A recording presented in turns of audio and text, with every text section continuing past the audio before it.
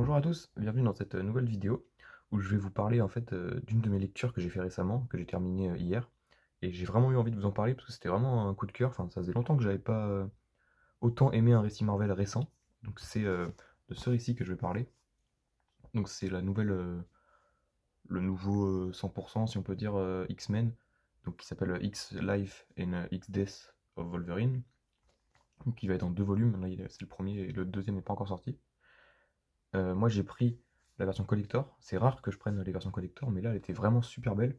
Et le résumé me donnait vraiment envie, donc je me suis dit que j'allais essayer de prendre la version collector. Et j'ai pas été déçu, donc heureusement. Je prendrai la version collector du deuxième quand ça va sortir aussi, parce que pour avoir quand même une continuité. Et puis j'espère ne pas être déçu par le deuxième tome. Mais bon, je vais vous parler de ça aujourd'hui. J'ai vraiment adoré. Alors, tout d'abord, un petit peu pour me resituer où est-ce que moi j'en suis dans les X-Men de Jonathan Hickman. J'avais lu du coup House of X, Power of Ten, donc dans les 4 fascicules qui étaient sortis. Hop, les 4 comme ça là. C'est ressorti en Deluxe et en Absolute récemment. C'est une super histoire. Moi je garde ces formats là parce que j'aime bien en fait. Ce qui est cool, c'est qu'on a quand même pas mal d'éditorial à chaque fois. On a je vais montrer dans le tome 2, on a des résumés à chaque fois de ce qui s'est passé avant. Et moi j'aime bien ces formats-là, c'est simple à lire et au final ça revient à peu près au même prix. Et cette couverture-là elle est vraiment cool, avec l'effet brillant, je sais pas si on voit bien, il y a un effet qui brille au niveau de la couverture. Et donc ça voilà, c'est vraiment une bonne histoire.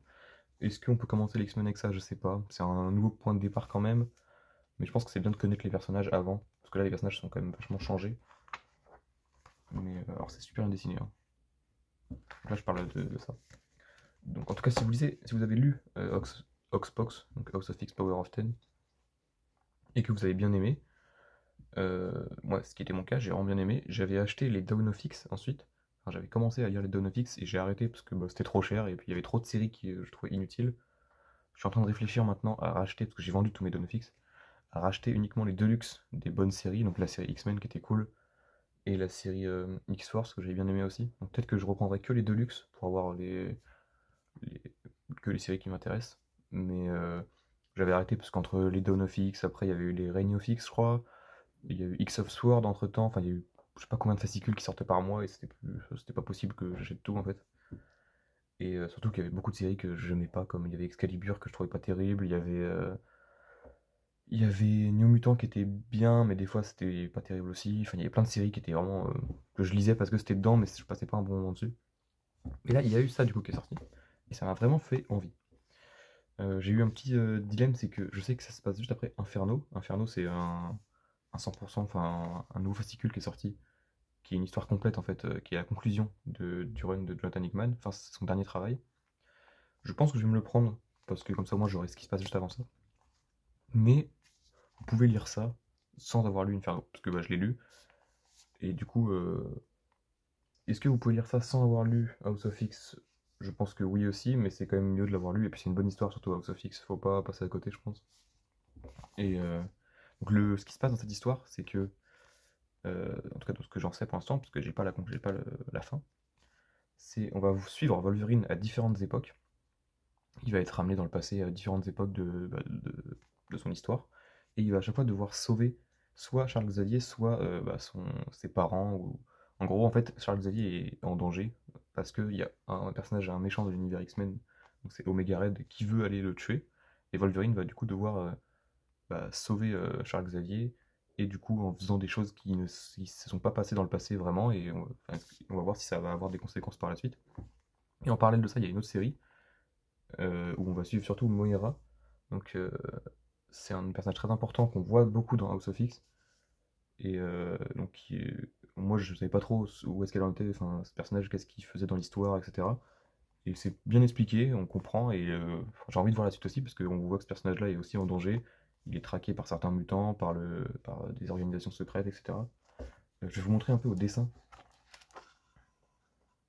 Il y a des pages qui sont vraiment super belles. Il y en a une notamment au tout début. Je la retrouve. Ah, ce genre de page là qui est magnifique.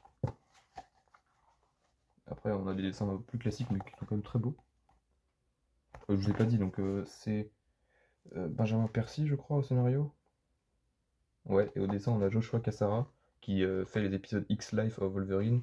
Et on a Federico Vicentini, si ça se prononce comme ça, lui qui dessine les épisodes de X-Death of Wolverine. Donc là, on a 3 épisodes de X-Life of Wolverine et 2 épisodes de X-Death of Wolverine.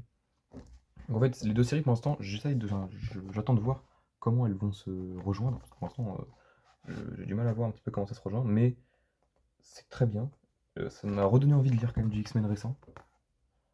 Donc ouais, je vais me prendre Inferno, je pense, pour voir ce qui se passe avant. Même si bon, j'ai peur qu'Inferno, je sois un petit peu. Que j'ai un petit peu trop de choses qui me manquent avec tous les Dawn of X que j'ai pas lus. Mais bon, je ferai quand même. Et ouais, j'essaierai de me prendre les Deluxe des X-Men lorsqu'ils seront d'occasion. Je pense que pas mal de gens vont les vendre peut-être.